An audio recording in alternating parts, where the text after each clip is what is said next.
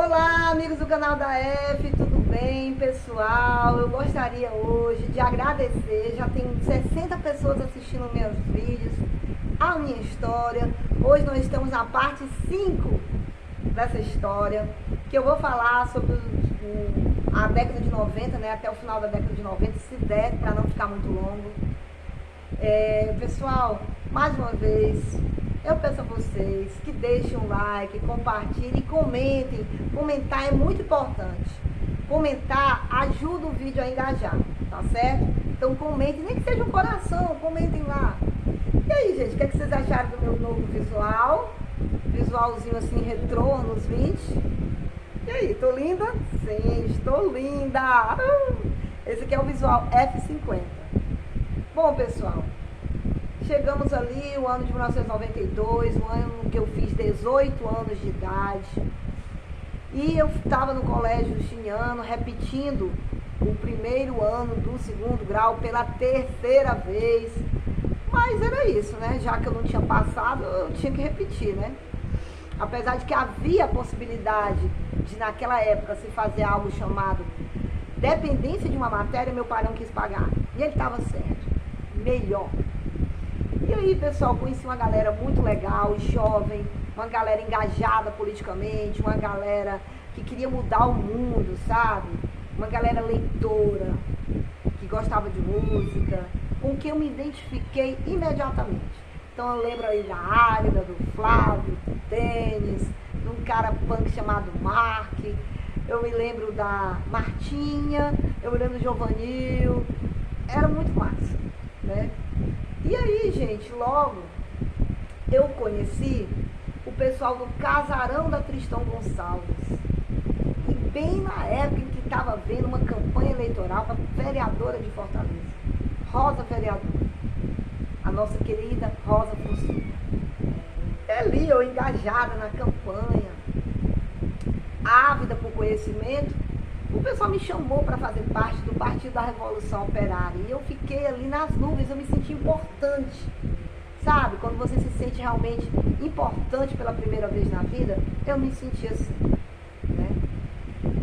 E aí a gente ia ver o pôr do sol na praia de Iracema, na Ponte dos Ingleses, que a gente chamava de Ponte Metálica. A gente ia a shows, a gente era muito unido, assim, era muito legal. Um clima maravilhoso. E foi o ano que eu fiz 18 anos. E foi o ano do Fora Collor. Não sei se vocês lembram disso, né? Então essa galerinha mais nova não pode nem imaginar o que foi o Fora Collor. Foi algo gigantesco, certo?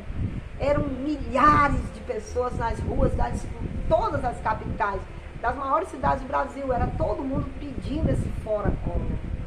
E o PRO pedia mais do que um Fora Collor. O PRO queria fora capitalismo.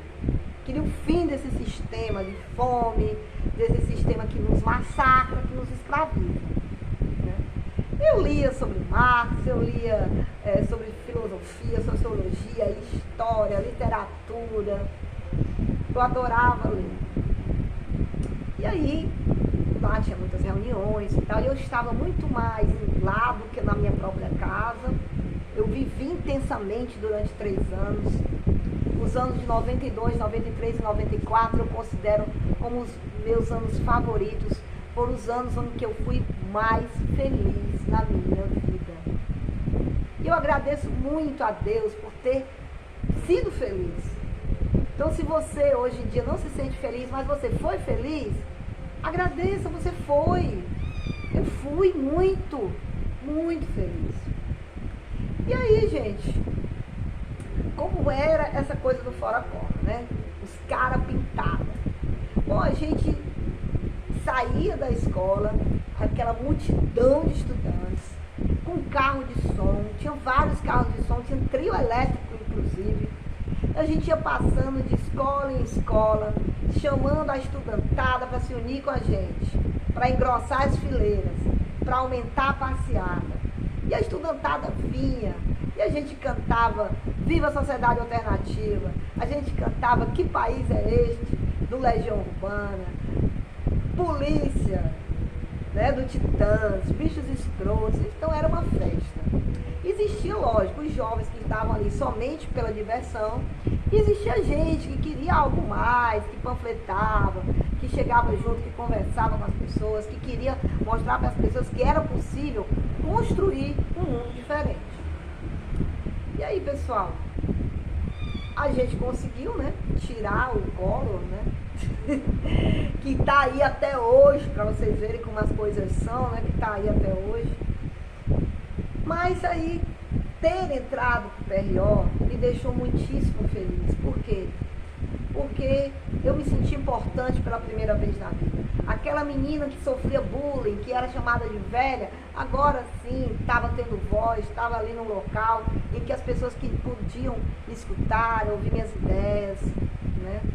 Então participei de 2 chapas para Grêmio, mas a gente perdeu. E era assim mesmo, tinha as caloradas da UFC, que também eram massa. Gente, foi realmente uma época de ouro, uma época incrível.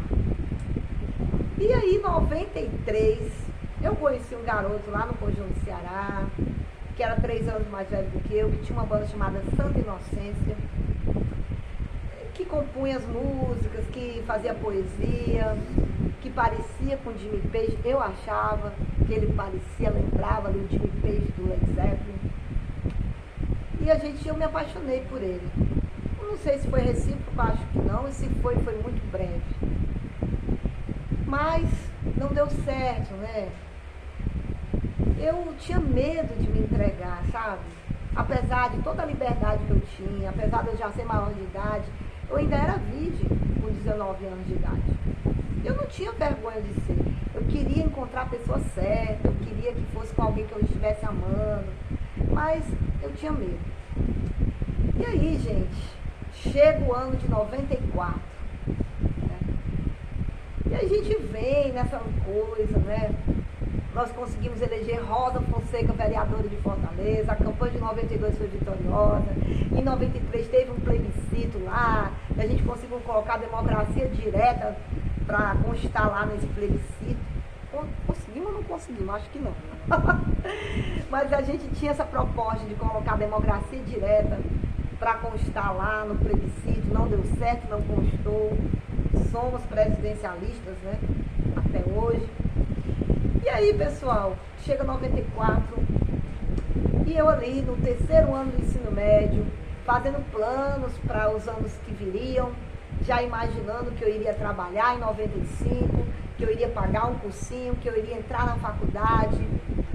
Eu já estava pensando que faculdade eu vou fazer, talvez ciências sociais, ou meu pai dizia que eu iria ser uma boa jornalista, então eu estava pensando em fazer comunicação social. Mas aí, no dia 22 de setembro de 1994, eu não fui para casa, eu saí da escola, eu fui beber com as meninas, com as colegas. Eu nunca deveria ter feito isso. Eu deveria ter obedecido a minha mãe. Então, apesar de eu estar vivendo tudo muito intensamente, apesar de eu estar vivendo aquilo que eu mais sonhava, que era ser livre, a liberdade cobra um preço. E a liberdade sem responsabilidade, ela acaba trazendo muitos prejuízos para a vida de alguém. E eu não tinha muita responsabilidade nessa época. Eu estava ali muito louca, vivendo tudo muito rápido, de forma muito intensa. E nesse dia eu acabei não indo para casa, passei a noite bebendo, conheci o pai do Júnior, o Márcio Feijão. Ele era um cara muito bonito, ele era alto, cara branco, sabe aquela coisa da beleza europeia que botaram na nossa cabeça que é a beleza padrão? Pois é, ele era assim, usava óculos e tal, e acabou que a gente mal se conheceu e aconteceu. Ele se aproveitou de eu estar bêbada. E eu não queria que a minha primeira vez tivesse sido assim, né? Com um desconhecido, alguém com quem eu apenas tinha trocado ali no telefone, com quem eu tinha conversado uma noite. que eu não conhecia direito. Mas é isso.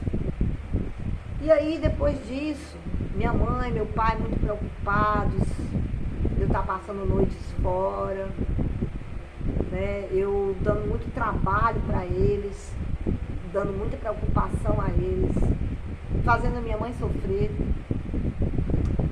E é claro que isso não ia acabar bem, né? Então, assim, eu esquecia que o mundo existia porque eu fiquei cega de paixão por esse cara.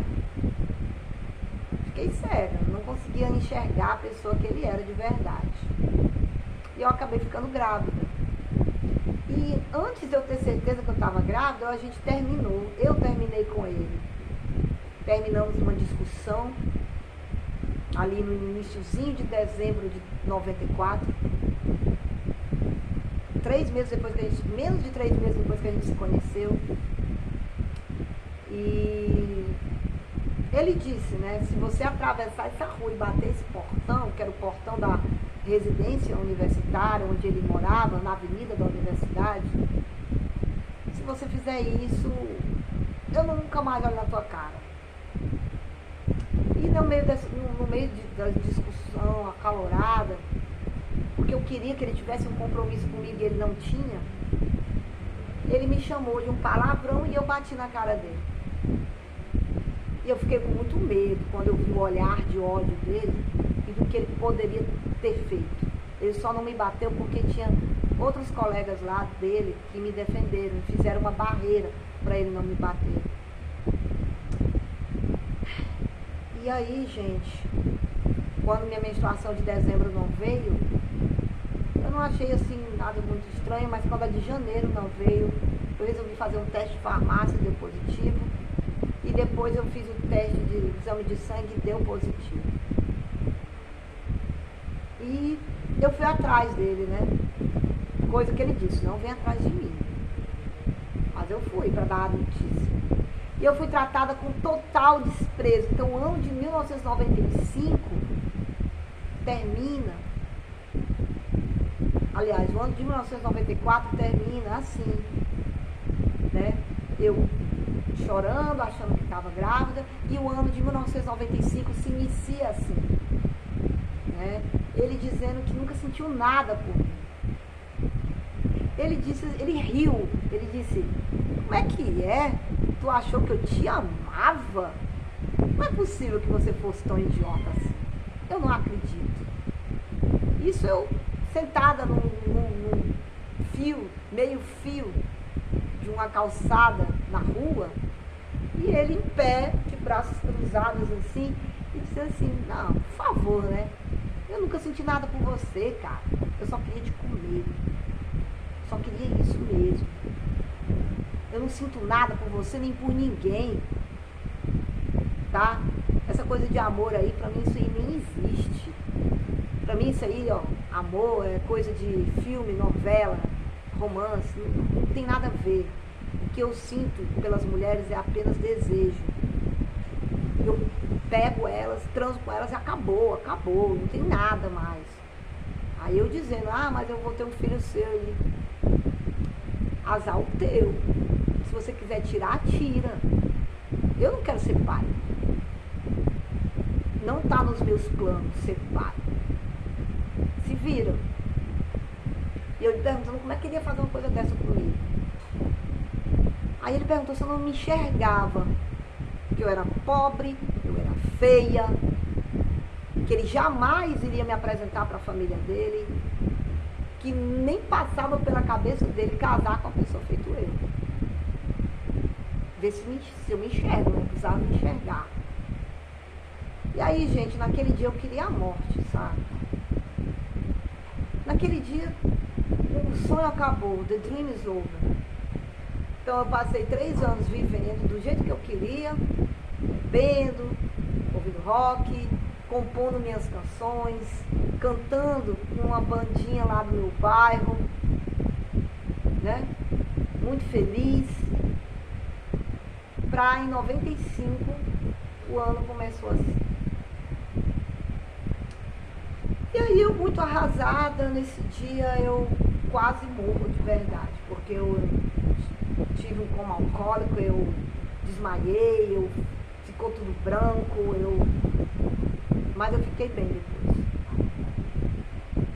Mas eu entrei em depressão. Então passei a minha gravidez em depressão. Porque eu não consegui entender como é que alguém diz pra você que te ama, que te quer, que vai te levar para conhecer a família, e depois era tudo mentira.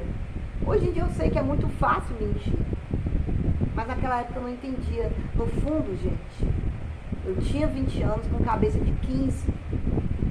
Eu tinha 20 com a ingenuidade de uma adolescente.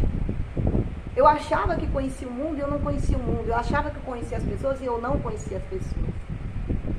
Eu, de fato, era ingênua demais.